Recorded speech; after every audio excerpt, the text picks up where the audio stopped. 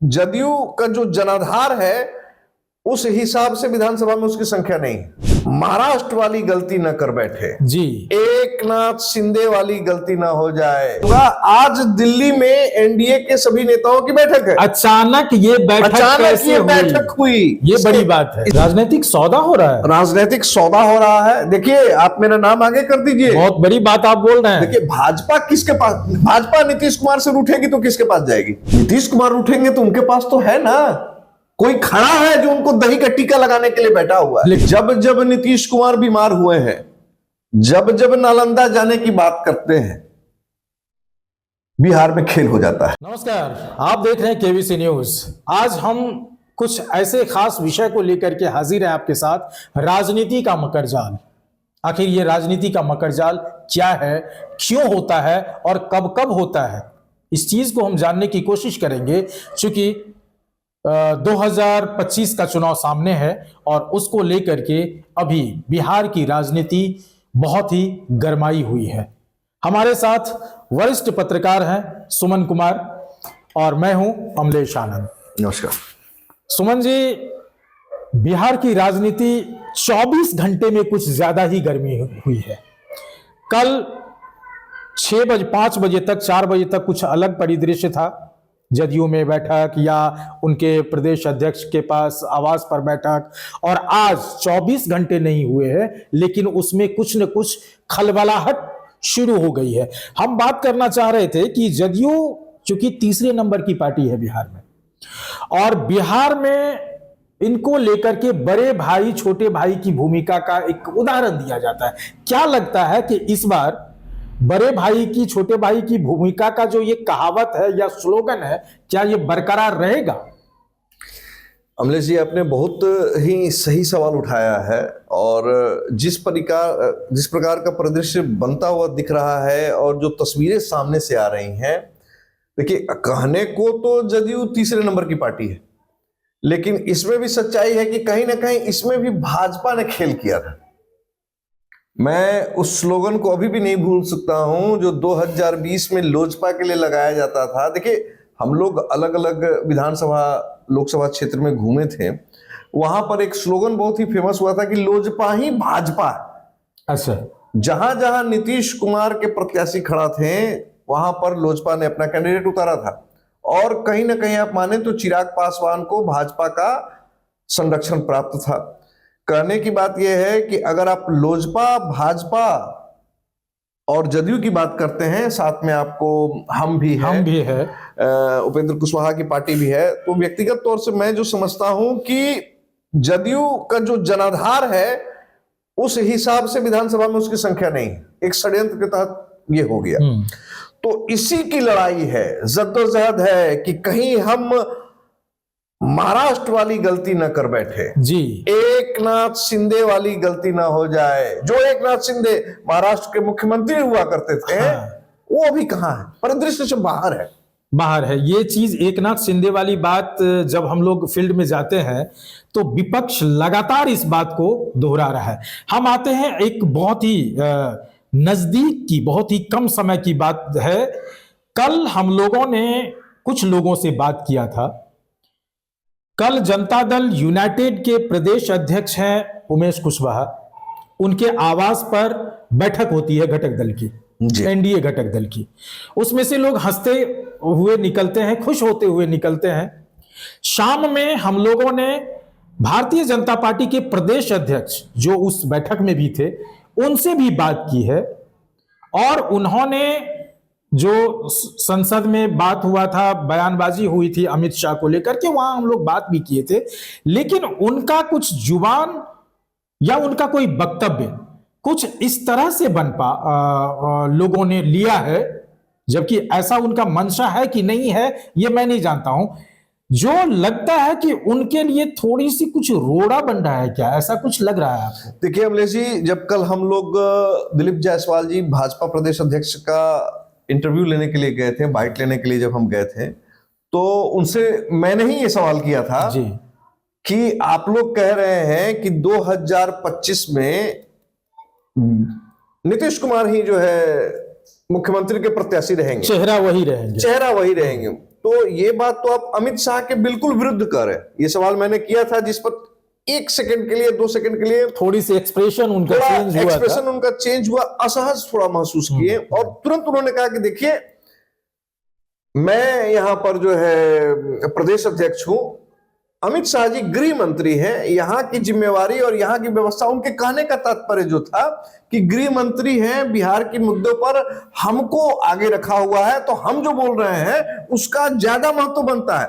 हालांकि कहने की मंशा ये नहीं थी उनकी, अमित शाह से बड़े वो अपने आप को बिहार में नहीं मानते हैं, ये भी बात सत्य है, लेकिन कहीं ना कहीं उनकी जुबान थोड़ी सी फिसल गई हमारी खबर के बाद से। और आज सवेरे देखिए, उसके पहले मैं एक और चीज जोड़ना चाहूंगा, आज दिल्ली में एनडीए के सभी नेताओं की बैठक है। अचानक ये बैठक हुई, ये बड़ी बात है। इसके पीछे भी कारण क्या है कि, और जब आज दिलीप जायसवाल दिल्ली जाने के क्रम में पटना एयरपोर्ट पर जाते हैं, और जब पत्रकारों ने उनसे सवाल किया तो वो कहते हैं कि देखिए हम जो है छोटे कद के नेता हैं, सीधा यू टर्न ले लिया जी। इन सारी बातों का फैसला शीर्ष नेतृत्व करेगा। अच्छा, किन सारी बातों का फैसला शीर्ष नेतृत्व करेगा?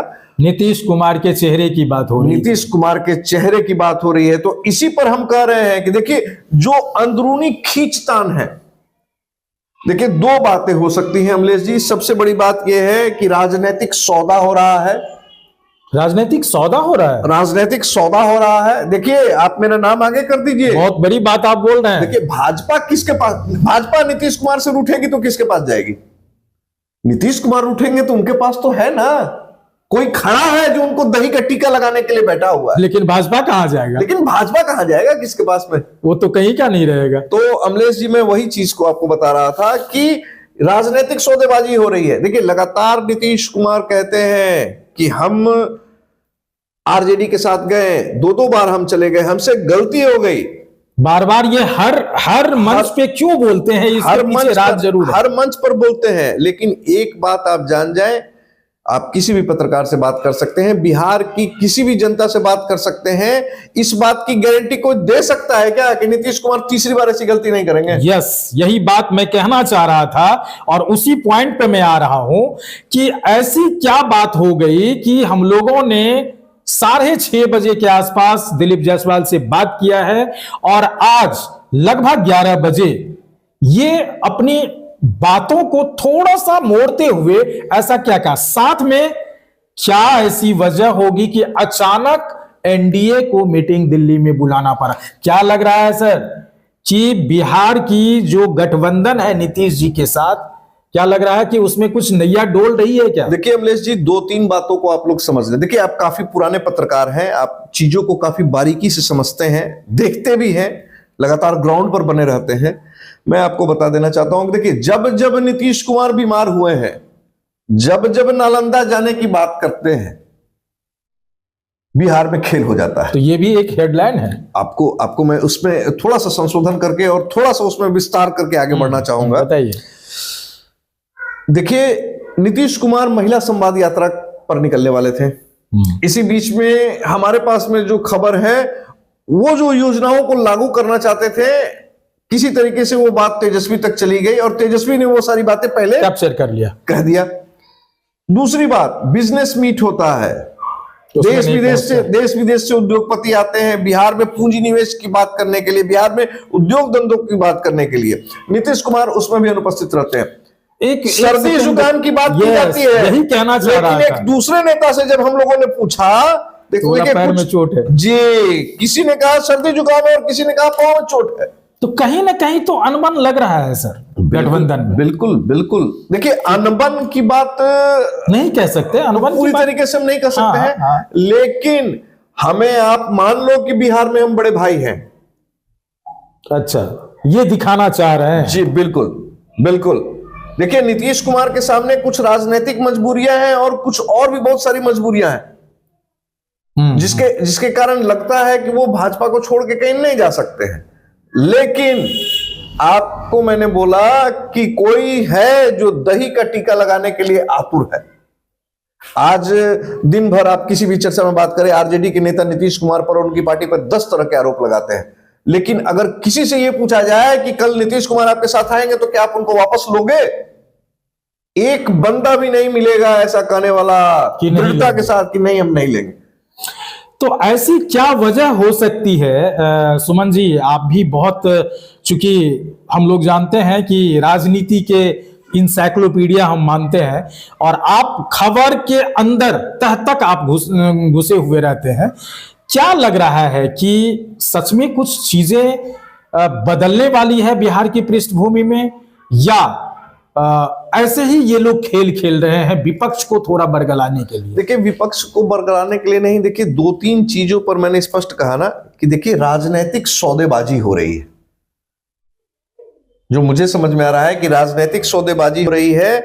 हम यहां बड़े भाई हैं, बड़े भाई हम ही बन के रहेंगे, आपको नहीं बनने देंगे। तब तो इस चीज को मानिए, जैसे कि कल हमने भी दिलीप जायसवाल से ये सवाल एक पूछा था कि क्या लग रहा है आपको कि महाराष्ट्र मॉडल यहां पे होगा। एकनाथ शिंदे वाली बात विपक्ष आप पर आरोप लगा रही है कि नीतीश कुमार की हालत एकनाथ शिंदे वाली बात होगी। उस पर भी दिलीप जायसवाल ने बहुत ही कैजुअली लेते हुए कहा ऐसी कोई बात नहीं है और ना होगा। तो आपको नहीं लगता है कि अंदर अंदर कुछ चीज छुपाई जा रही है जो कि खुल नहीं रहा, लेकिन खुलेगा बहुत जरूर जल्दी? देखिए, खुलना तो है ही। कल आता है ना कि बकरे की अम्मा कब तक खैर मनाएगी। अच्छा, ठीक है ना, तो एक दिन सबको कटना है। देखिए बात समझिए, यहां पर आपको समझना होगा 243 सदस्य हैं। बिहार विधानसभा के सदस्यों की संख्या 243 है, विधायकों की संख्या। अब 100 और 101 की लड़ाई है। सवाल एक सीट का नहीं है, सवाल है कि हमें आपसे एक सीट बड़ा है और हम जो है आपके बड़े भाई हैं। दूसरी बात है, बची 42 सीटों में अन्य पार्टियों को शामिल कर रखना है। देखिए 42 में तो सर चिराग सबसे ज्यादा मांगना, चिराग 40 तो अभी से कह रहे हैं कि 40 तो हमें चाहिए। अब आप बताइए, चिराग चलिए माना कि बार्गेनिंग होगी, हम कहां जाएगा? हम कहां जाएगा? दूसरी बात यह है कि उपेंद्र कुशवाहा आरएलएम। तीसरी बात भी एक है जो अभी हम खोलेंगे नहीं वो बात। अब मैं खोल देता हूं, मैं खोल देता हूं। बहुत बड़ी भूचाल है, बहुत। देखिए लगातार ये चर्चा चल रही है, आपको सन ऑफ मला मुकेश सहनी पर डोरे डाले जा रहे हैं। सुन लीजिए, मुकेश सहनी जी, वीआईपी पार्टी सन ऑफ मल्ला, मुकेश सहनी पे डोरे डाले जा रहे हैं। किसके तरफ से सुमन जी? एनडीए। एनडीए जी बिल्कुल। मुकेश सहनी एनडीए में आएंगे। आप देख लीजिए, मुकेश सहनी के पिछले जितने भी स्टेटमेंट हैं, जितने भी प्रेस कॉन्फ्रेंस है, किसी में भी वो नीतीश कुमार पर हमलावर नहीं दिख रहे हैं, बचते हुए नजर। देखिए नीतीश कुमार के मुद्दों पर जब हमने बोला, हमारे साथ कुछ साथियों ने बोला कि भाई लालू यादव तो कह रहे हैं कि वो आग सेकने के लिए जा रहे हैं, इस पर इतनी सफाई। देखिए वो लोग दोनों मित्र हैं, हम उम्र हैं, और उन दोनों की आपस की बात है, इस पर हमसे टिप्पणी न ले।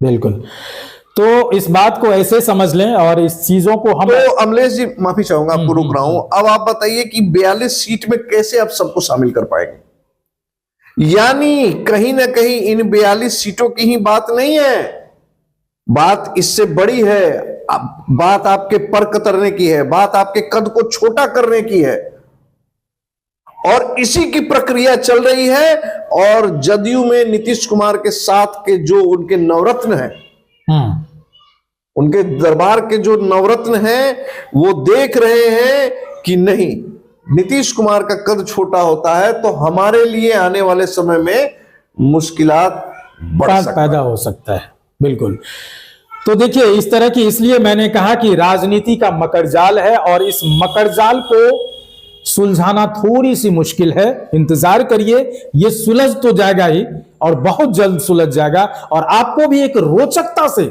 ये खबर देखने का मौका मिलेगा कि आखिर बिहार की राजनीति में और खास तौर पर एनडीए में क्या कुछ नया होने वाला है। बने रहिए मेरे साथ, मिलते हैं फिर ब्रेक के बाद। नमस्कार। नमस्कार।